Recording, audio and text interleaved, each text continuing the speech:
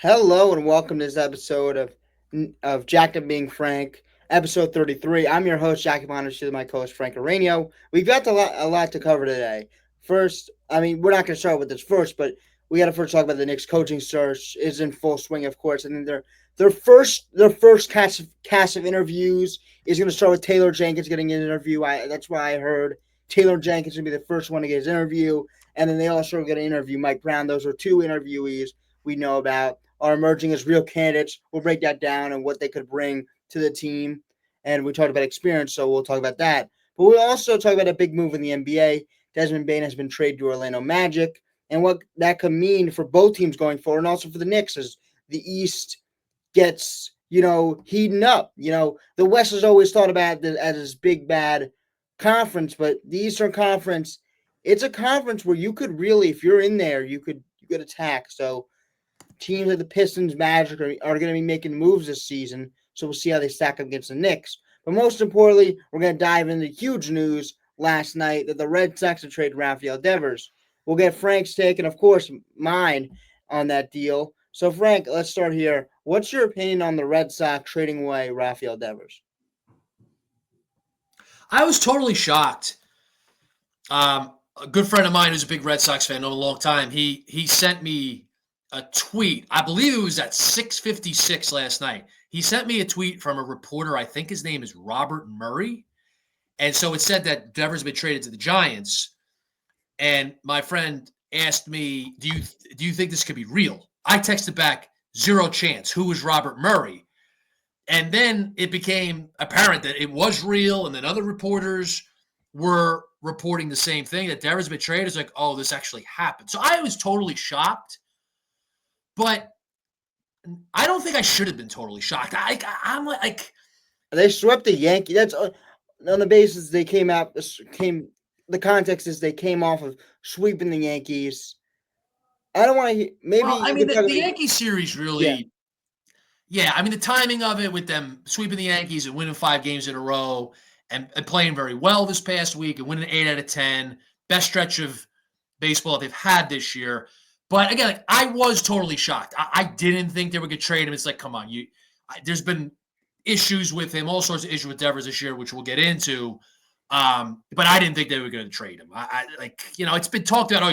Well, did they trade him? Is it going to get that bad where they actually do trade him? I thought no chance during the season. I mean, maybe if the situation never gets better, then it comes to the point they trade him. But the fact that they traded him when they did, that was totally shocking. Again, that's why my initial reaction to my friend said is, could this tweet be real? I'm like, no, that's got to be fake. Robert Murray, I don't know Robert Murray. Like, maybe he's a legitimate journalist. I really didn't look into who he is. I'm assuming he is. But yeah, yeah. I mean, the initial shock of it. But knowing the Red Sox, what I think to be really well, because I follow them on a day in, day out basis. I'm a fan of the team. I don't have insider information, but I do follow them in and out every single day. Like, the ownership of the team has really changed in the last 7 years. So the owner of the Red Sox, the principal owner, is John Henry.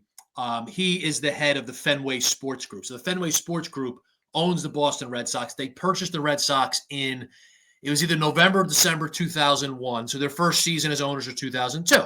So the Red Sox, I know you know this, they had a long drought, 86 years. They had not won a World Series going back to 1918. They win in 2004, which is the third season that Henry and Fenway Sports Group owned the team. They came in, totally changed everything. The Red Sox were under terrible ownership before then. It was the Yawkey Trust, going back to their owner, Tom Yawkey, who was a terrible owner, was a big racist. Like, he just, not a good guy, terrible owner. And they didn't win a World Series for 86 years. So John Henry comes in, totally changes the franchise, the organization, the culture, everything that they do. It pays off pretty quickly. They win in 2004, and they win 4 World Series between 04 and 18. So Henry and Fenway Sports Group was great ownership. But then Fenway Sports Group began to acquire more and more assets. They purchased They bought the Liverpool Yes, that Soccer was weird. Club. I like they purchased Liverpool, but they're Fenway Sports Group. That was weird. Yeah, I think those big groups they do purchase a lot of Yeah. stuff. Yeah, So they own different things now. They have all these different business ventures. They own the Pittsburgh Penguins, who now they're looking to sell.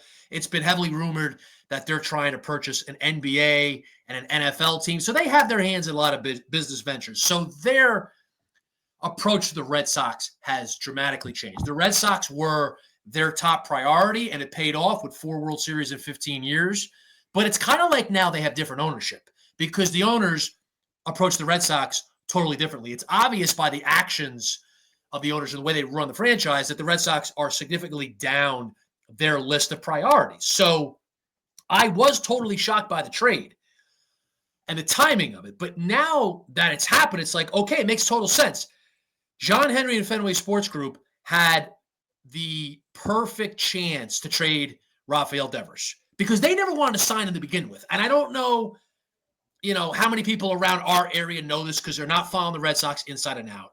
But the Red Sox owners, particularly John Henry, never wanted to sign Rafael Devers. They let Mookie yeah, Betts go, and that's a whole story. They let Xander Bogaerts go. They got nothing for Mookie Betts, basically. Bogarts left as a free agent. They signed Trevor Story to be his replacement, which has been a disaster. And now Rafael Devers, they've been able to unload the entire contract. So when the news first yeah, broke last night, I'm like, all right, how much of the money were they able to unload? They unload the whole contract, if they pay some of it. And then when the news broke that San Francisco took on the whole contract, like, makes total sense. This is a salary dump. That's what it was about. But the narrative that's going to be put out there, the owners, and they haven't spoken yet, the president of the team and the chief baseball officer are going to have a Zoom meeting tonight at 8 o'clock. Okay? John Henry's not going to speak because he basically never does. They're not going to go bash Rafael Devers. I doubt they will, but it'll be put out through the media. Devers was a problem in the clubhouse. He was very selfish this year, which he was very selfish. I don't know how much problem it was in the clubhouse. Not there, okay, but he was very selfish, no doubt about it. But John Henry used that as the excuse to trade Rafael Devers to dump the contract.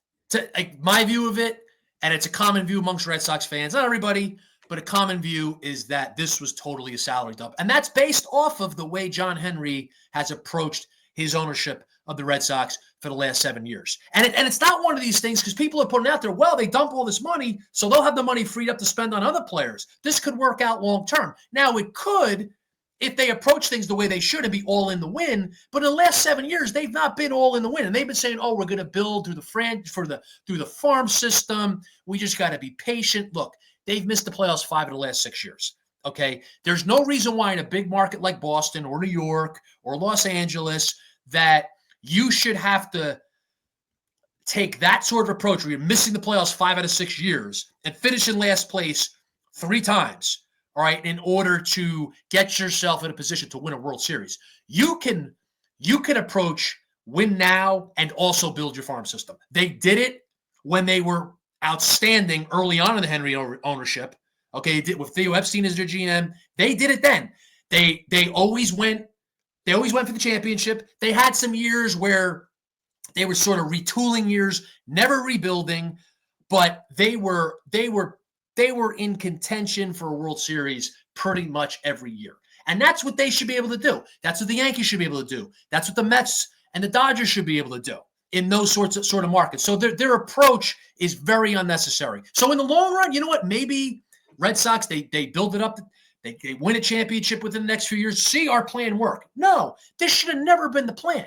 So what really gets me fired up is that to me, it's so clear that this was a salary dump. This was not, oh, we're gonna again use that money that we've saved, that we've dumped on the Giants to now totally invest it in the ball club. There's no way they're gonna do that. If they do, I'll say, hey, look, I was wrong. But knowing these guys, unless they have a total change of heart, which I don't think is gonna happen, you're not gonna see them go and now take that money and fully invest in a team. Yeah, they'll spend some of it. They'll have a team that's probably in contention. I don't know about the rest of this year. I'm not totally writing them off because they still have decent talent and the American League's weak. But you gave up a great elite hitter. A clubhouse problem, maybe even probably. A very selfish guy this year, no doubt about it. But his selfishness and the situation with him going to DH, not want to do that, and that whole mess, that was used as an excuse to dump his salary. Yeah, the salary, when I looked at it, it's 31 million. It's a lot of money, but you would think that, you're dumping that. You could get 2 or 3 decent guys, and if you trust that you may have another star, then you have 4 good players. But as you say, it's about, dumping that salary and what are they going to do with it? And they usually don't do a lot with it. So, when other teams, they lose out on a guy, they lose out on a guy that, even like the Yankees, they lost out on Juan Soto, then they paid a bunch of money. They kind of chunked it, Yeah, but you see what the Yankees did.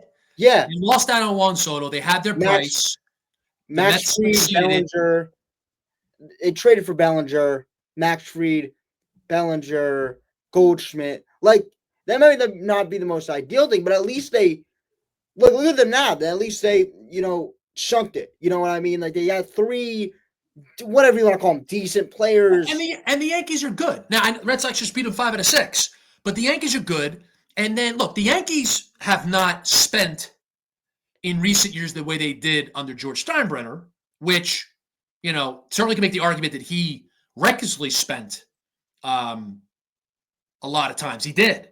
But then, the Yankees did build up their farm system, and then they coupled it with big spending and getting elite players. So they've scaled it back in recent years under Hal Steinbrenner. So a lot of Yankees fans are frustrated about that. But you know what, though? The Yankees invest. And just look at the payrolls. I mean, now the Red Sox have the 19th highest payroll in baseball because they traded Rafael Devers. Like, come on.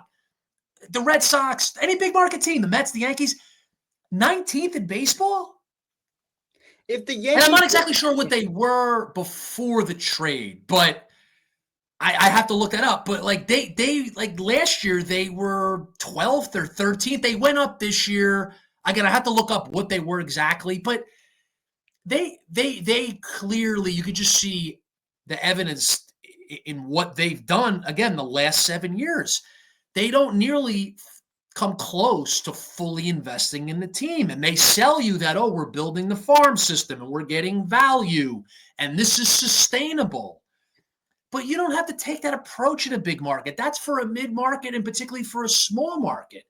So the fact that they're dumping the entire salary of Devers, I mean, if you really wanted to win, you'd take on some of the money. You'd pay some of Devers' salary so you get more in return for the Giants so you can help yourself to win now. And again, last night my initial reaction is they were done for 2025. But that was an impulsive reaction. I thought about it today. So you know what? They're not totally done. Like their roster right now is not as good because you lost Devers, but there's still plenty of talent there. And because you're in the American League, which is a very weak league, they still have a chance. Now, after this trade, would I pick them to make the playoffs? I don't think so. But again, I don't rule it out because of the situation they're in. But like nobody to me to reasonably argue that they're a better team right now without Rafael Devers. You lost a guy who's an elite, great hitter who's top 5 in OPS in all of baseball since April 1st. He had that terrible start to the season, the first 5 games where he's 0 for 19 with 15 strikeouts. Since then, he's top 5 in OPS. He's an elite, great hitter. Now, he is overpaid because he's a DH, okay? But you're getting massive production with him. So you losing that bat, you're clearly a worse team, a worse roster without him. Yeah, I think that's what you said about they could have paid more to get more back. That is why the confusion of, I think you kind of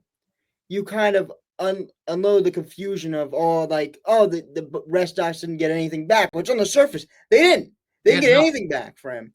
And these people out there, what's it? Hicks is the one pitcher. What's the other guy? I forget the other. I don't even remember the Harrison. It's like who?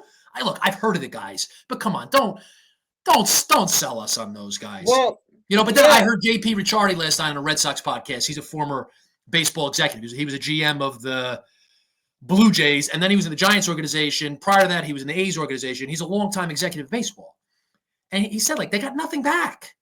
He knows the players. The guy knows the minor leagues inside and out. That's what he does. He said they got nothing. If you would have, but the thing is the thing that you talk about when you talk about these salary dumping trades. If you pay, when you get in a situation like this, if you pay the salary off more, you're gonna get more back, of course, and that which shows that it was a salary dump. Yeah, because they didn't get anything back. The Giants were like, here, take my whatever pitcher in the minor leagues.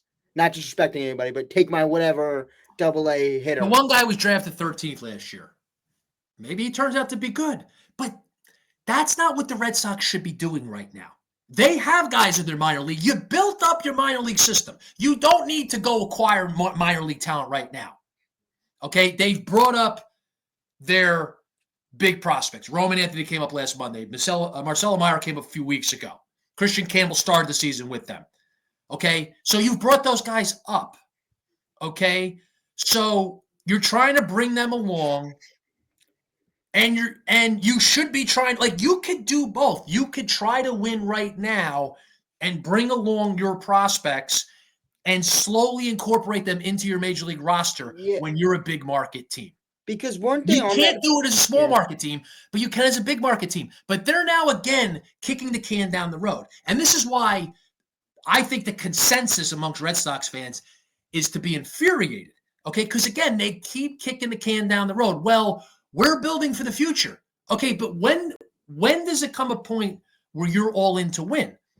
We're now on year 7 post World Series championship of 2018. We're really in year 6 of this restructuring of the franchise. It's year 6.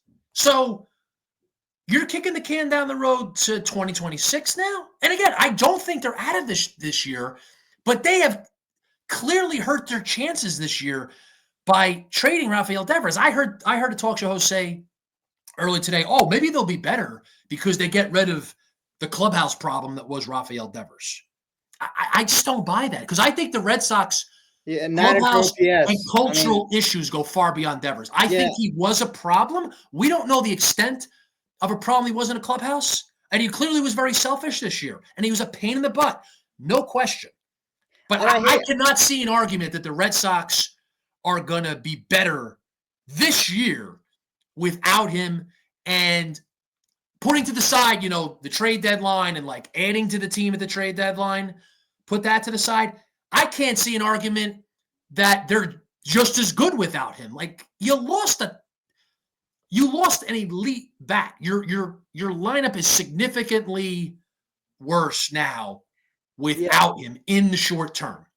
I hate to always make not always. Feel free to disagree or seriously or challenge, because there's plenty of people out there that would take the counter position. So feel free.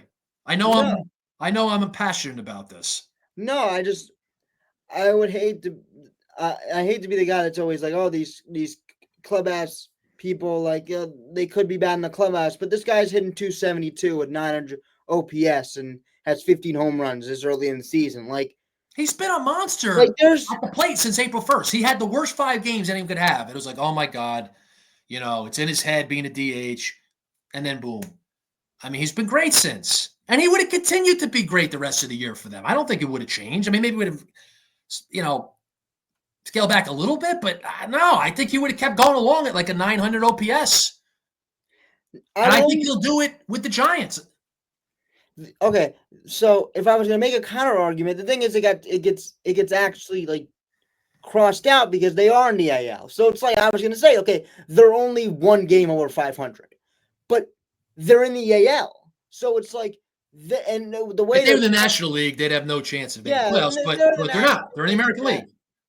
If they're in the National League and they did that, I would definitely, the Red Sox from in the National League, I would definitely counter argument. But look, they're in the AL, as you said earlier. Well, Jack, I actually think it would make more sense in the National League. Because in the National League, you say, you know what? Mets, Phillies, Dodgers, Giants, Padres, those 5 teams right there Yeah. are significantly better than the Red Sox. And then, okay, they could compete with the Diamondbacks. Like maybe the National League, you can make a case that they could compete for the third wild card. But even if they compete with the third wild card, they're going to have a much tougher road through the playoffs to compete for the National League pennant. So you can make a better argument if the Red Sox were a National League team to trade Devers and say, you know what, we're not going anywhere this year. Then you can in the American League, where with Devers, they clearly have a chance, right? They've got it going recently. I don't know if it's going to continue, right? I have my skepticism about it, but I also think, there's a chance that, they continue to get better as a team and they play better. Now you lost Devers, but let's say Devers is still there. Now it's like, okay, like they've played their best baseball the last 5 games particularly, but the last week and a half overall. So there is reason for optimism that they could really turn a corner and get it going and make the playoffs. But then also it's like, there's the doubt or the skepticism that they actually would keep it going, right? Because they're a very inconsistent team. But there's the opportunity there, and there's even more of an opportunity being the American League. Look, and I think you said, like, they were doing a good job, I feel like, of integrating slowly the prospects of Christian Campbell, Roman Anthony, all those kind of guys. Well, I think it's another discussion for another time. I don't think they've integrated in the right way. Like I could tear that apart how they've done that. Like, but you know what? That and again, it's not worth. What I was my argument is that like they've been good at slowly, but still winning at the end. Like they've been doing both. Whatever they're handling him, whatever. But they've slowly integrated their prospects, and maybe been a little bit too whatever you want to think. But they've slowly put them in the lineup or whatever on the bench while still winning and still Devers and all your big Durant, whatever your stars are or whatever, like your big hitters are still producing, but you're also integrating your prospects. So I think they did a good job at that. I would say they haven't. Yeah. I mean, there's elements of it that are good. Yeah. It's good that Anthony and Meyer are up. I think they should have been up earlier, particularly Anthony, and then they probably brought up Christian Campbell too early. Again, like it gets detailed. Yeah. Like it's not worth going off on all that because that you could break that down separately. But it goes to a larger point that I have. Yeah. The Red Sox organization is poorly run. It used to be run spectacularly under the same ownership from 2002 to, I'm going to say, sometime in 2019. They had a down year in 2019. They fired their GM, who regrettably I supported at the time. I really regret supporting that because the GM, Dave Dombrowski, who's now the Phillies GM, is one of the best GMs of our time. That was a massive mistake, but it's because they wanted to go in this totally different direction, which has not worked out. They have missed the playoffs 5 out of the last 6 years. And their record overall in the regular season the last 6 years is pretty much 500. They have been a 500 team as a major market team for now 6.5 seasons. It's not good. So the organization is poorly run. So the culture, I would say that Rafael Devers contributed negatively to the Red Sox culture this year, but it's not just him. They have other problems, and they have not solved that problems. And it ultimately starts with the ownership, and then it works its way down to the organization, and it's the same people in place. And they're not changing anything with their philosophy. They're doubling down by trading him and dumping his entire salary. They're not saying we're dumping his salary, all of it, to then go reinvest it. I don't see that happening because they haven't been doing that for 6.5 years. Yeah, I honestly feel like this is a situation that could have been handled. Like, there's been other disgruntled stars. Yes, disgruntled stars do get traded or whatever, but there's times where, like, they find a way as an organization to keep this guy whatever happy or whatever he wants because he's hitting at this type of level that you got to find a way to keep him on your team. And whatever it is, DH, whatever he wants to play, uh, just try to make him happy because he's the guy that's hitting 900. He's the heart of your order, and there's been other, not saying like always like coddle him, but like there's been other teams that have been able to keep disgruntled stars on their. So that's just an excuse to me. Just that's just It is, and there's blame on both sides. Devers deserves plenty of blame. I put most of the blame on ownership in the front office, but Devers deserves plenty of blame. I've said it a few times. He was very selfish this year. Not a good teammate. That's just totally true. Nobody could rightly deny that. But here's another important thing, Jack, and I think I said at the beginning of the show. The Red Sox never wanted to sign Devers. They signed him because they traded Mookie Betts. Fans were infuriated about that and still are. People won't let that go. Honestly, I'm kind of like, you know what? It's like it's now. Especially now with the flashbacks. Everybody's getting flashbacks of that. Well, Mookie Betts has won 2 World Series. Yeah. He's going to the Hall of Fame, first ballot Hall of Famer. So people have not let that go. Okay, and I understand that. I haven't let it go either, but I like kind of like, all right, that was almost 6 years ago, 5.5 years ago. But they traded him. Okay.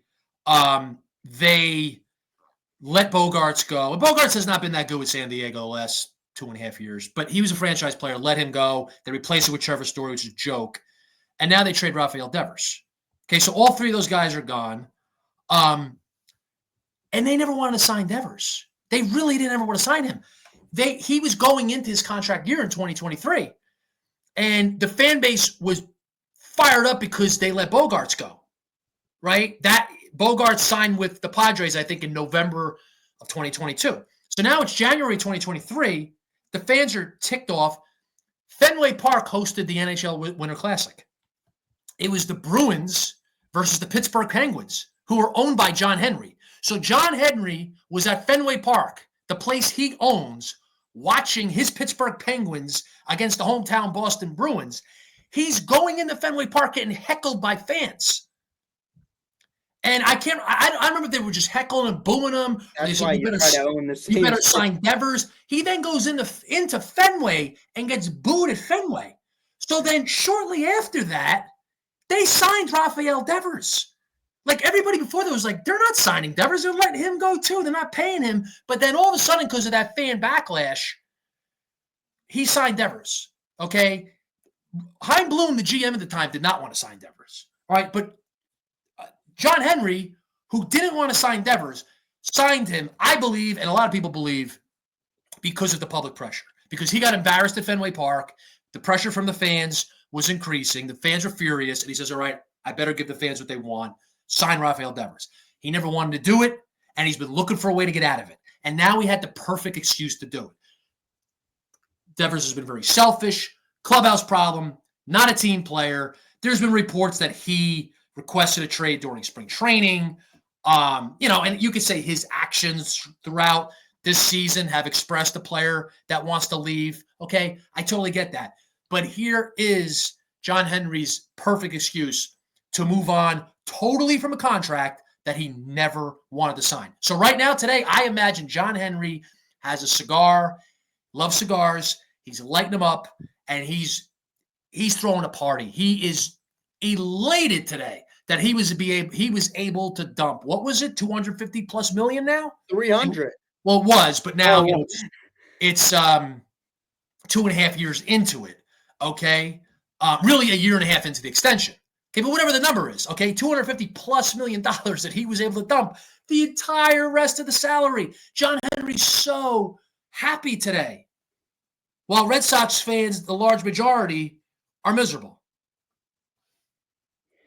Yeah, I also felt like, I just saw something on ESPN, whatever, of somebody saying, okay, like, there's been so many other disgruntled superstars, as I say, like, it felt like, we're just going to use this as an excuse. And I feel like Devers was not accepting it. There's still, I mean, he's still gonna say stuff, but he was accepting it. He was going out there, posting up, playing, you know, and acting like he cares. I mean, it's 272, 900 OPS.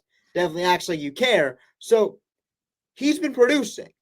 Um, but who knows? This is just he's been producing. So it's a thing of that the owners, this was their excuse. This was their time to strike because who knows? Maybe the Red Sox or whatever we sim forward never happens hypothetically. Red Sox, make the playoffs, and now you can never get out of this contract. I mean, then you have another year saying we made the playoffs, and then whatever.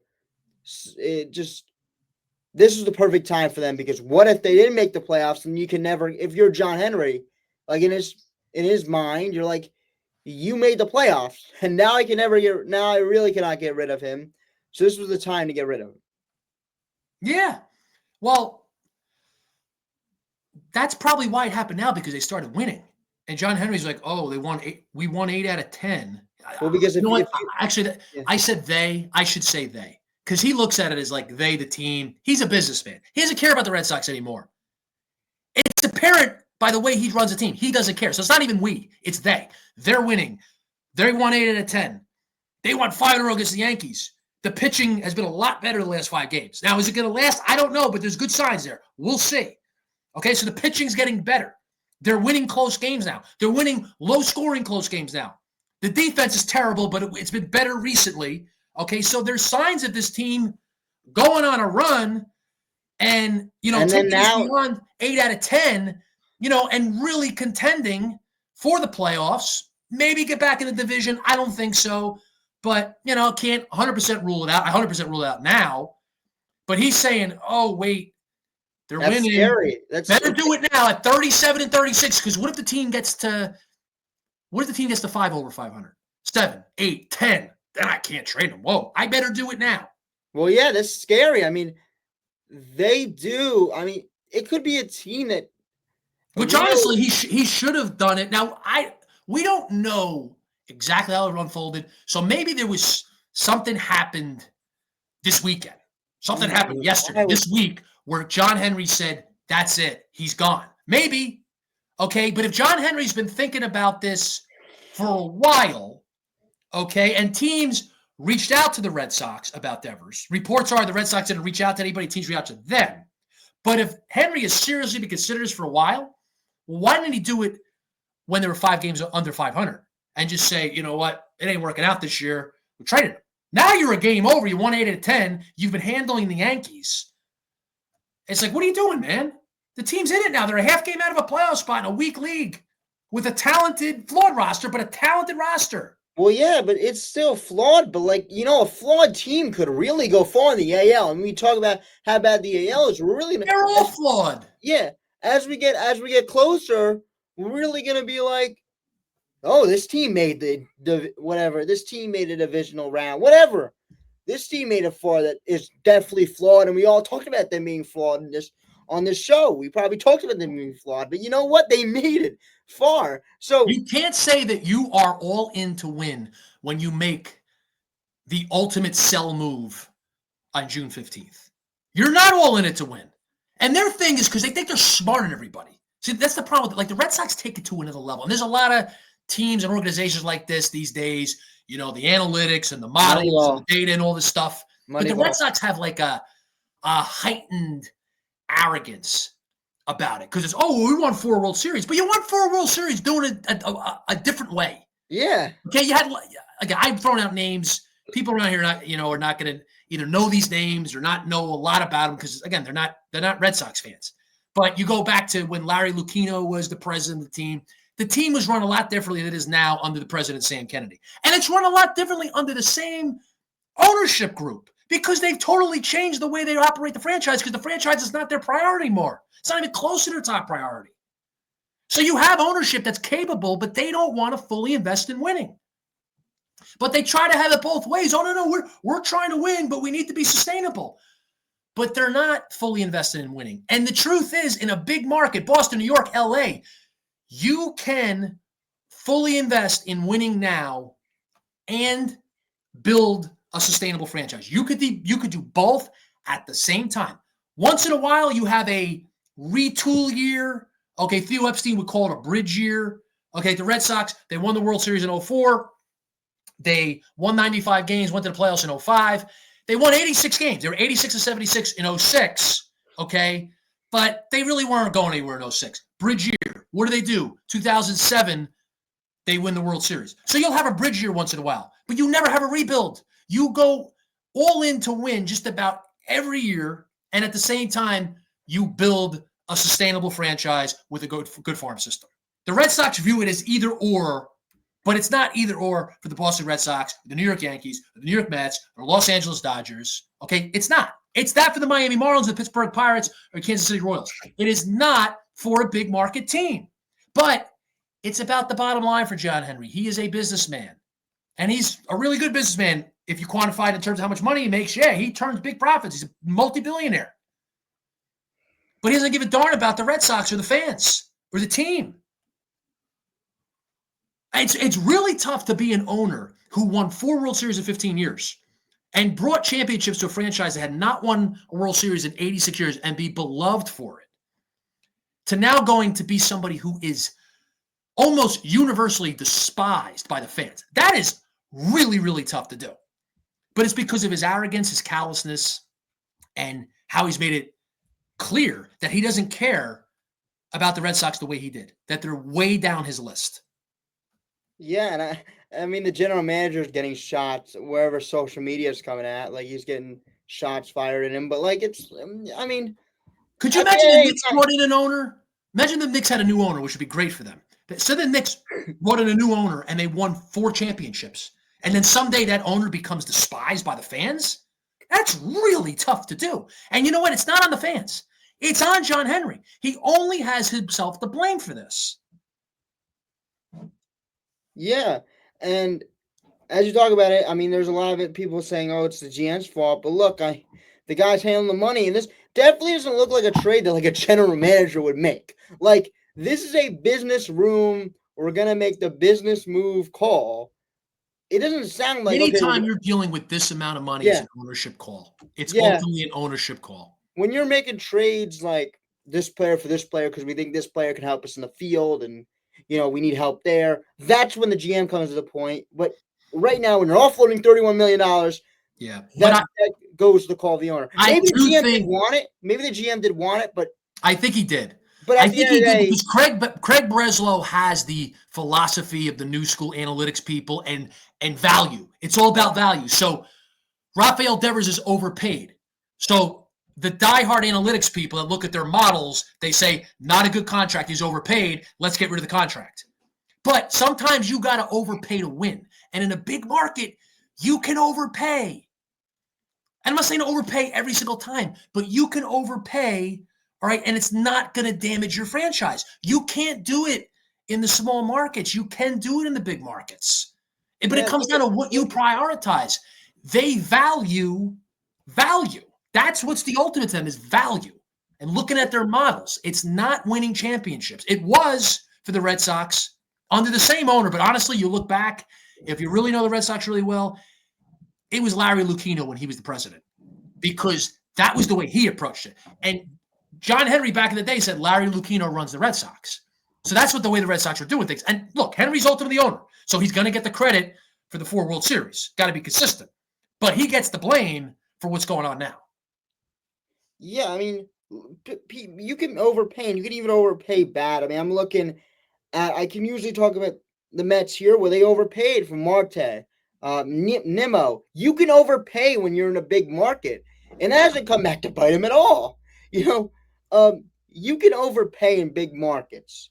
Are the Mets better off now with Steve Cohen overpaying, or are they better off with what they did under Wilpon? Steve's going overpaying. Of course. Yeah, but you can overpay. Yes, Marte may not be the best contract ever. We can look at that. We can be like, hey. But how about what the Mets did at 2023 deadline? Because it's not just overpay all the time. it's doing the right thing in the situation. The Mets at the deadline 2023, Steve Cohen said, we are going to trade the two pitchers, Scherzer and Verlander. Okay, we're going to sell at this deadline. We're going to get good prospects back. We're going to create flexibility, okay, to right the ship. So after signing those guys, the big contract, Steve Cohen had the wisdom, okay, and the sense to pivot and sell. And now look where the Mets are. Well, didn't he take like a lot of the money? Well, as we talked about, how much money did the sports group take? Didn't really take a lot. Right, he took on a lot of money. Now, you dumped money, some money, but yes, you're right. He took on money to get better prospects. Gilbert and Acuna, who's now helping out the Knicks, the Mets right now. So, which goes to show you, it's about knowing what to do in a given situation. And when you're too invested in analytics and models, you will keep yourself from being able to make those choices. Take the data and use it, but don't make it everything. Okay. And then when you got an owner like Cohen who really knows what he's doing, he will overspend when he needs to. But then you know what? He will sell off assets, okay, and do it the right way. Take on some of the money, dump some of the money, get prospects, retool, not rebuild, retool, redirect, and then go after it. Now, nobody thought the Mets were going to be good last year, but you know what? They were. They got it going. And even if they didn't get it going last year, okay, they went, say last year they won 75 games. Fine. But look where they are now, okay? Look what they did to bolster the roster, okay, with spending big, overspending, okay, but making those commitments because they can. And now they're at the top of baseball, basically. The Dodgers are the best team, but the Mets are right up there. Yeah, I think it's when you Red Sox are 19th in payroll. When you use being a big because especially in the MLB, where money is like crazy, when money's ridiculous. If you can easily use being a big market. Like if you gotta be able to use that you're a big market, and and the Red Sox haven't been able to use their big market, but you see the Yankees, they missed out on one, so maybe they didn't pay cough a bunch of money, but man, they went out and they said, we're gonna get Max Fried, we're gonna get Cody Bellinger, we're gonna get Paul Goldschmidt, and we're just gonna have a solid team around Aaron Judge, and we're gonna go for it, and we know we'll be competitive. Yeah, I think there's plenty to criticize with the Yankees now, but compared to the Yankees to the Red Sox, the Yankees run things a lot better than the Red Sox do. I know the Red Sox just beat them 5 out of 6, but that's a short-term thing. Now, for the Red Sox, it could be something that sustains this year, although I would say not having Devers really hurts that. But the way the Yankees run their organization compared to the Red Sox now, it's not even close. The Yankees run their organization much better than the Red Sox. And the Yankees are still 6.5 games up in the division, 8 in the loss column. So even though they lost 5 out of 6 to Boston, they're 8 games up in the loss column, 6.5. The Yankees are going to run away with the division. Yeah, and also, so Juan Soto was a. The Yankees had Garrett Cole out for the season. Imagine injuries happen. They do, not an excuse, but the Red Sox have injuries. That's why it's not even worth playing the injury game. Like Bregman, Casas. But the Yankees lost Cole. Well, because that's why you go out and you sign Max Fried. Yeah, well, it's like if something happens, you got to plan for stuff like that. Like the Red Sox, they make excuses. They don't plan. What if this happens? What if that happens? You got to have depth. You have the resources to have great depth. Or maybe the growing the players in your system could be your depth while you're getting top talent in your. Because I see the Mets always have Acuna off the bench and stuff like that, Brett Beatty. So you could have players off the bench that you grow while beefing up your hitters and your fielders. So yeah, you need both. You need veterans. You need your farm system, right? You need the younger guys and you need the older guys, if you want to put it that way. You always need that. You need to bring the younger guys up. Well, again, if you want it's just common sense that's the right way to build. If you want to get cheaper, What about you grow some guys and you use them off the bench? That's a very cheap way. I think I've used Steve Cohen, David Stearns has used is just let's grow guys and let's use them off the bench. They're cheap. They're they're cheaper than if we're gonna go out and get somebody else. The Mets do it the right way. The Mets are in great hands with Cohen. There's no guarantees. Are they going to win a championship this year? We don't know. They have a chance. They've put themselves in a position to contend for a World Series title. They're going to be in the playoffs. They're going to win the division. And then it just comes down to October. You're going to execute in October. But under Steve Cohen, I think the Mets pretty much every year will put themselves in a position to go after a World Series and be right there. And I don't know how long he's going to own the team, but say he owns the team. I don't even know how old he is, but whatever. Say he owns the team for 20 years. I'd be shocked if the Mets. I'd be shocked if the Mets under Cohen's leadership have any like real dark times where they're just bad for multiple years, extended time. Like again, those bridge years, you take a step back to go forward. Those happen. Well, because you said, the last time I'll talk about this, because you said they when you talked about John Henry. That is not how Steve Cohen works business. He is maybe a little bit too. He's very hands-on. He's very hands-on because he cares about the team. But he's not like George Steinbrenner was. Steinbrenner had his hands in everything. I mean, he's not like that. He lets his people do their job. I mean, he hired the guy Stearns. No, I'm not saying. Oh, I didn't say he was a little too. No, I didn't mean that. No, I know what you were saying. No, I know what you were saying. No, it's just like he really wants to have a good time for the fans. And he actually cares. He is a fan. I'm not saying it always works out when someone's a fan, but he cares about the New York Mets. John Henry used to care about the Boston Red Sox. Now, he was never a rabid fan like Steve Cohen is of the Mets, but he cared about the Red Sox. The Red Sox were his top business priority. They're not even close to that anymore. And you see the results. And I don't know how you can instill optimism in the fan base when the Red Sox are that low on your list. So, we'll talk about MLB. Yeah, let's shift gears. Let's go do some NBA. Let's go do some NBA. Now, the East, I think we talk about the East as a place where people can go out and they can contend, especially if they're a team like the Magic who, they lost the Boston Celtics in the first round in 5 games where they showed some fight, but they're a defensive team. And, they have flaws where they need shooting. So they went out and they overpaid. Definitely overpaid. 100% overpaid for Desmond Bane to get themselves a shooter from the they traded with the Memphis Grizzlies.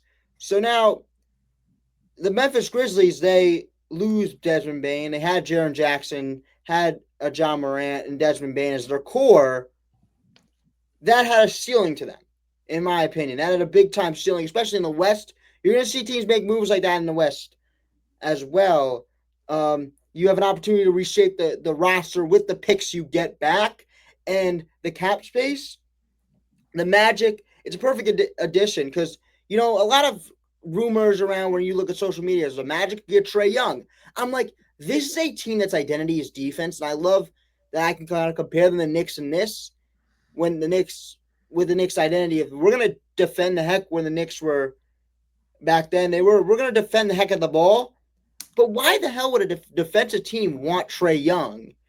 So they get a player that can also is a passable defender that can shoot the ball, that can create, and they fit the core. And this is a younger core. We see the Knicks are kind of old, not old, 28, 29-year-old core where you have a 2-year window. This team is a big window with Paulo Franz Wagner and Desmond Bane and Jalen Suggs. So this is a team with a core that in the Eastern Conference, we'll see the Pistons make some moves.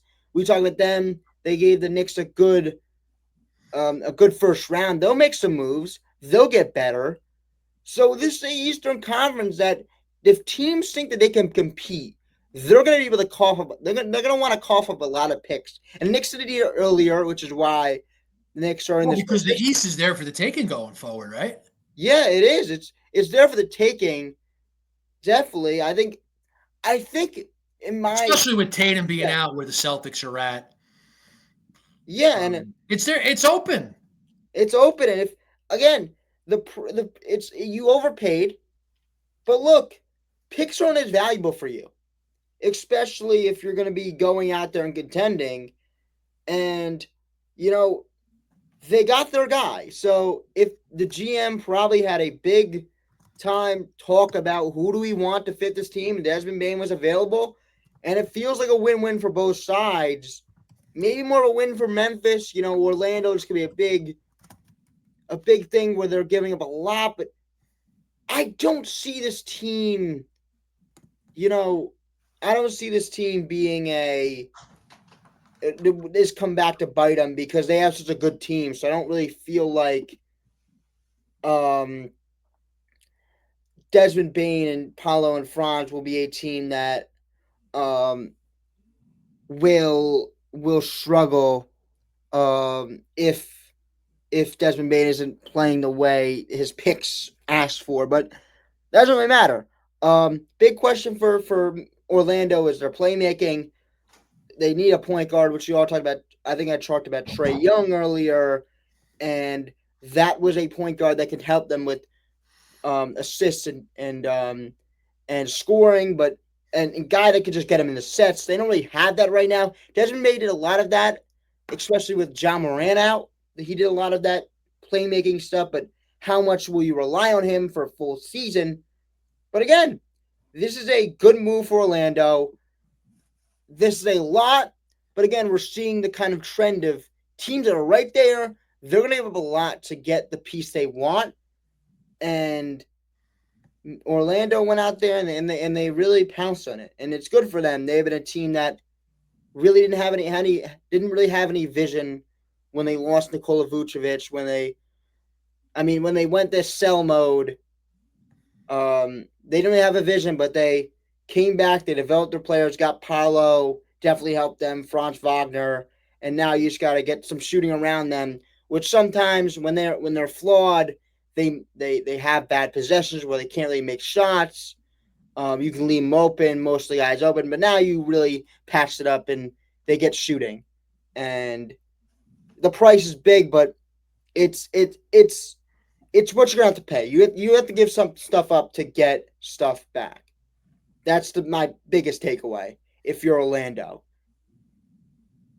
so So I mean, how if can you we want to, tie this into the Knicks? Because our primary focus is usually on the Knicks. So is there something the Knicks could take from this? Is there something to tie in terms of well, where Mikel the Bridges. Knicks are at and how This they're approaching their offseason so this far? seems like I don't know if this is what you were trying to lead towards, but this sounds like the Mikel Bridges trade, where you see a team that really wants to buy in, and they have picks, and they want to get those type of tier players that maybe might be under All Star, but we still think they're valuable enough to give up a bunch of picks for, and you see it. I mean, um, the Knicks give a bunch of picks for Mikel Bridges, and Desmond Bain goes for a bunch of picks. So you're seeing a team in Orlando that could definitely put a fear into New York. Because, I mean,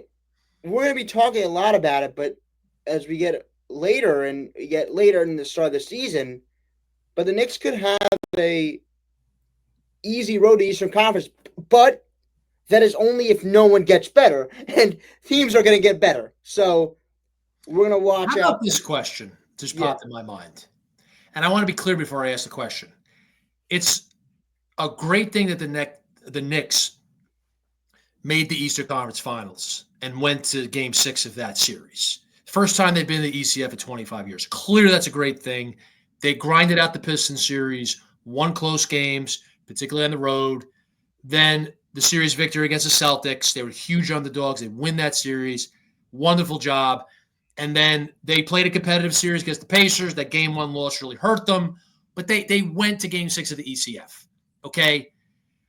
Having said that, is there a case to be made that the Knicks going that far distorts how much they've actually progressed?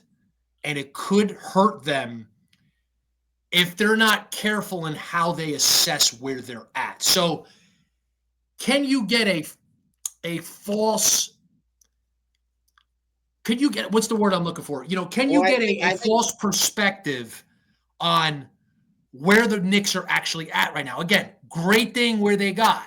However, does that run distort how far they actually have progressed and what they need to do to continue their progression and really compete for an NBA title next year? Well, I think the question is that if they think the series against the Celtics was an anomaly or did distort them, the question's answered. They fired their head coach. They didn't think that it really mattered. They went. I mean, it definitely did matter, but they didn't think it mattered in the grand scheme of things. They went an extra round, so their view of them is definitely not distorted. They probably, It's a great point. yeah, I think. They look at it and say we didn't progress as much as we wanted to. I mean, yes, in the moving up one round is Yeah. definitely Which to me doesn't make any sense because it's about results. You got to Eastern Conference Finals Game 6, but I don't know. Maybe I'm contradicting myself in that statement. yeah. I'll kind of walk that back, but yeah, I mean, like I think the Knicks do have to be careful though, like because you can. But see, no, you know what? Though? Here's what I'm gonna say. I I think they're assessed. I think they assessed Thibodeau incorrectly. Where Thibodeau deserves a lot of credit for leading them to where he led them. So he shouldn't have been fired. Now he has been, so it's over with. But at the same time, um, you could get distorted. We could get distorted about how much they actually progressed as a team. Where I think it's, hey, Thibodeau deserves a lot of credit. The players deserve a lot of credit for being able to get as far as they did. However, going forward, it's just, it kind of distorts how much they've actually progressed because they went on a run.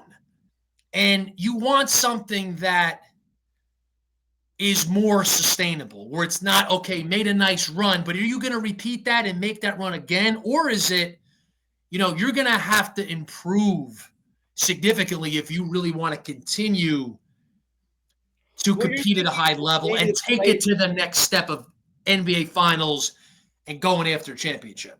What do you think when you think the players? If you were to look at you would look at them because if you make a big time run, you're like, okay, the coach, fine. Players, is it sustainable? Like, let's look at them. Could we, whatever we could do, trade them? That's my thing. I don't think that. I think the Knicks kind of locked themselves in. I think there's a lot of trading you can do. But you do if you want to be that. If you think that they could make some moves, you definitely look at the players and you're like, okay, this coach led us there. Now we look at the players, but Well, that's what I'm getting at. I, yeah, I think it was really wrong to fire Thibodeau because I think he deserves a lot of credit for the run they made. And again, I do think the players, certain players, I mean, really all the players that were big contributors deserve a lot of credit too. Um, but he was the coach, so it's like, all right, they exceeded expectations. Nobody thought they'd be the Celtics. So, like, I'm keeping that coach. But now I look at this roster. The roster has to get better. The roster needs depth. So that's where I'm talking about distorting the reality, where it's they really need to see that despite getting to ECF Game 6, that they have to make significant upgrades to improve the roster to give themselves the best chance they can, to give themselves the best chance in order to go after an NBA championship. That the current roster right now is good, but it's not good enough. yeah. I think that is the question: is the current roster good enough? Now I don't know, but And other teams are going to make moves like the Magic just did. and also you as a like you cannot make a lot of moves after you kind of traded for Towns, traded for McCall. You kind of now you have no assets, so it's like not a lot of moves you can make. Now depth, you could make moves on the depth margins by signing somebody for a smaller contract, but it again going back to firing Thibodeau. We'll even play our depth if we sign some or Do you that. fear that the Knicks peaked because they have tied themselves up so much because of the moves they make. So they made the team better, but they went on this run. Ultimately, had a very good season because of the run. The regular season was good, but going to the playoffs is like, all right, you got no chance to beat the Celtics. But then they did. But did they peak? Have they tied themselves up so much that they don't have the flexibility to improve the roster enough to really go after an NBA championship? And these other teams have more flexibility. I don't know each team inside and out the way you do and what their flexibility is, but I know there's other teams with more flexibility. So are there going to be other teams that catch up to the Knicks or pass the Knicks because they have the flexibility? The Knicks don't. So the Knicks have hit their plateau. I don't think so. I think they realized that too. I think they realized that they could have hit their plateau. That is why they bring in a new coach. I think all of this is storing the reality. I don't think if this is not made by Dolan, which we do think it's made by Dolan, but if it isn't, Leon Rose went and been like, fine, we made another round, but I see that this team, if we run it back, I see the vision that it will be the same thing. And I think that even making one round better doesn't change my thought process. This team doesn't look good with Tom Thibodeau. Was Thibodeau fired because the Knicks? First of all, the reports came out. I believe it that this was driven by Dolan, and I don't know how much sense Dolan moves make. Like a Dolan move makes. I'm not saying the guy has no intelligence, but like I don't trust his thought process. Okay, I think he acts on emotion. I think he has shown that. Okay, I'm not saying there's no thought process. I'll give him the benefit of the doubt there is a thought process there. But do you think the thought process could have been that they said, okay, we can't really improve the roster much because of our lack of flexibility. So therefore, we're just going to take a shot. We have a very good coach, but we didn't get to the NBA Finals with him. So we got to fire him and take the shot that we're going to get some guy who's somehow going to be able to get this team over the top. Is that what happened? I think the whole, yes, I do think the whole like talk that when you make these moves and you're a team that's kind of capped, you can't make any moves when it comes to trading. So the head coach, I'm not saying that I believe in it, but the head coach is usually the one to go. And so is there a coach out there? Taylor Jenkins. It was in the show notes, so we can talk about that now. Is there a coach out there that can do that? I don't think there is. And the Knicks, they fired Thibodeau, but what was their plan? There wasn't a guy lined up. It was, we're going to reach out to these teams and ask them if they'll let us talk to the coaches, and they all said no. So who's that guy? I don't think it's Mike Brown. What's Mike Brown's track record? I think Mike Brown's more of a Tom Thibodeau, but just offensive version. That's my opinion on him. Do you think overall he's a better coach than Tom Thibodeau? No. I just said he's the offensive. No, I'm asking you for your informed opinion. Oh, yeah. Is he a better coach than Thibodeau? No. Call it even. Well, you haven't made any strides. No. And why go with a guy from the outside when you have a guy internally who's, invested in the organization, loves the organization, has been loyal to the organization, worked his way up through the organization? You're going to dump him and bring in a guy who has no loyalty to the organization, who at most is an equal coach to him. It doesn't make any sense. So it's been a week since we talked about this. Is there a guy? Can I get a minute? Yeah. Oh, wait.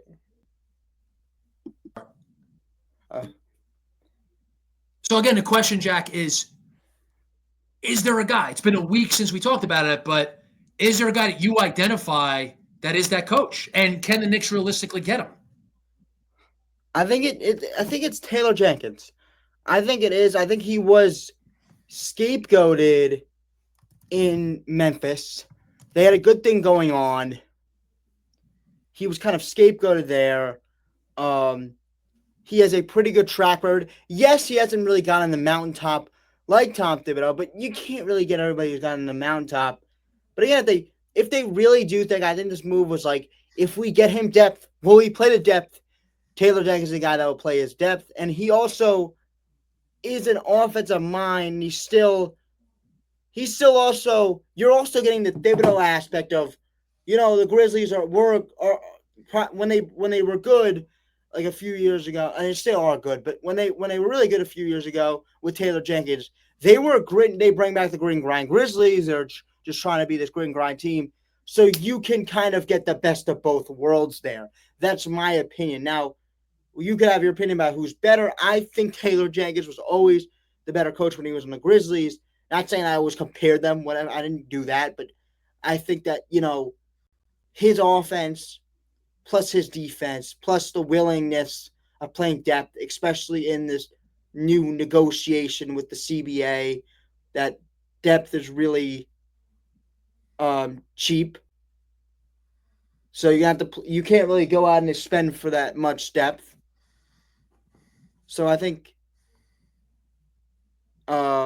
So you think he's a more well-balanced coach between offense and defense than yes. Thibodeau? I think he got a raw deal in Memphis. Again, you know a lot more about it than I do. You follow it more closely. You're more knowledgeable. But I think he got a raw deal in Memphis. I mean, maybe he has head coaching experience. He's shown his ability to be a good head coach in the NBA. So, okay, like I've said it, I want the Knicks to get an experienced NBA head coach, that there's a pedigree there. But is he enough? I don't know. Yeah, I don't know. And we will talk more about all of that as the Knicks get through their interview process. So that'll do it. We'll talk about more MLB, of course, as the season gets on. Who wins the NBA Finals, real quick? The OKC Thunder. Yeah. In 6? 7. Man, I'll go. I don't want to disrespect the Pacers, but I'll say 6.